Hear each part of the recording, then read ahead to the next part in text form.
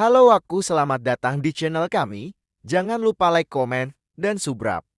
Jika wawaku sekalian ingin berbagi cerita bisa, langsung komen di bawah. Selamat mendengarkan. Di sebuah desa terpencil yang terletak di antara perbukitan dan hutan belantara, masyarakat hidup dalam ketakutan dan kegelapan.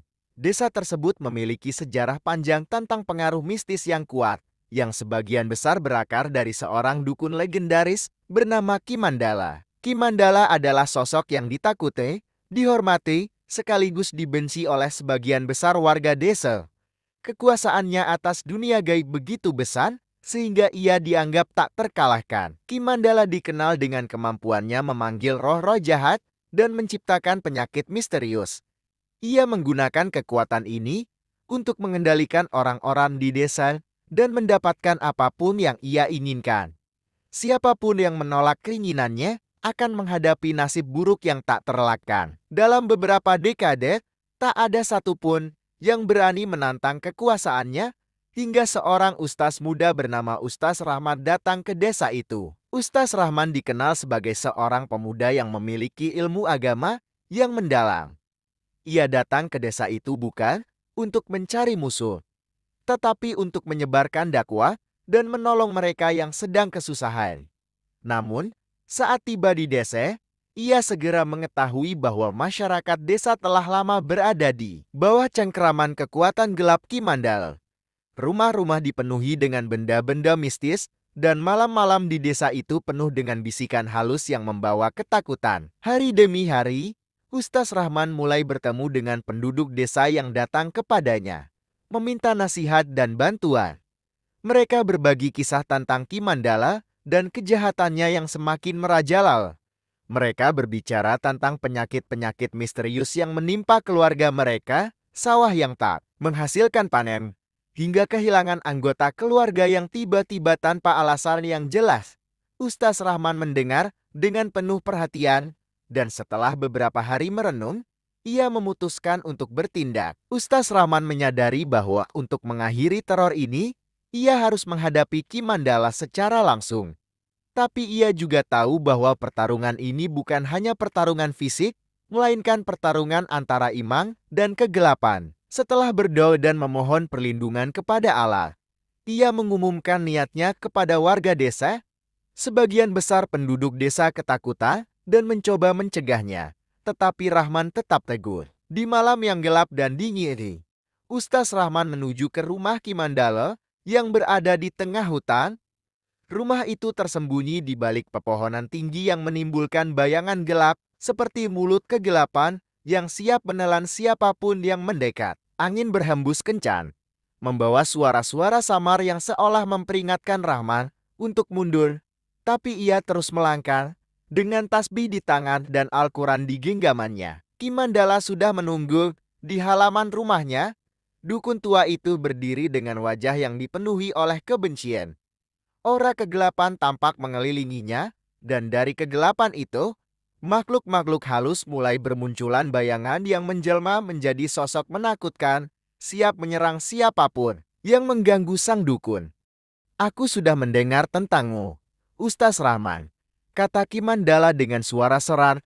"Kau pikir dengan ayat-ayat suci itu, kau bisa menghancurkan kekuatanku?" Rahman menatap dukun tua itu dengan tatapan penuh iba. "Aku tidak datang untuk menghancurkanmu, Kimandala. Aku datang untuk mengajakmu kembali ke jalan yang benar. Kekuatan yang kau miliki bukanlah milikmu, tapi dari makhluk-makhluk yang menyesatkanmu. Bertobatlah sebelum semuanya terlambat." Kimandala tertawa keras. Ia kemudian mengangkat tangannya dan melafalkan mantra-mantra yang tak dipahami Rahman seketika.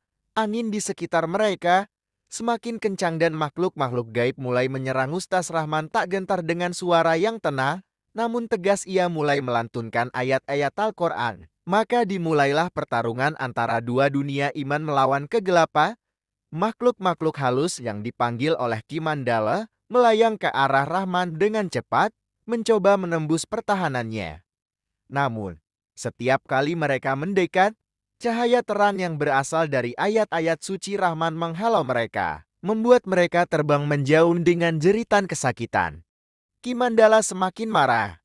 Ia mengerahkan seluruh kekuatannya, memanggil lebih banyak makhluk dari kedalaman kegelapan. Angin menjadi badai. Pohon-pohon di sekitar mereka bergoyang liar, dan tanah bergetar di bawah kaki mereka. Tetapi Ustaz Rahman tidak berhenti. Ia terus melantunkan ayat-ayat, semakin keras, hingga suara dua-duanya menggema di seluruh hutan. Dalam cahaya terang yang memancar dari tubuhnya, Ustaz Rahman terlihat tenang. Sementara itu, Ki Mandala mulai kehilangan kendali atas makhluk-makhluk yang ia panggil. Kegelapan di sekelilingnya mulai memudar, dan aura jahat yang menyelimutinya semakin melemah. Serangan-serangan mistis yang ia lontarkan tak mampu menembus perisai doa-doa Rahman. Akhirnya, Ki Mandala tersungkur di tanah, kelelahan, dan kalang. Dengan napas tersengal-sengal, ia menatap Ustaz Rahman dengan tatapan bingung dan ketakutan. "Bagaimana mungkin?" bisiknya. Ustaz Rahman mendekati dukun tua itu dan membantunya berdiri. "Ini bukan tentang kekuatan, Ki Mandala. Ini tentang siapa yang kita sembah.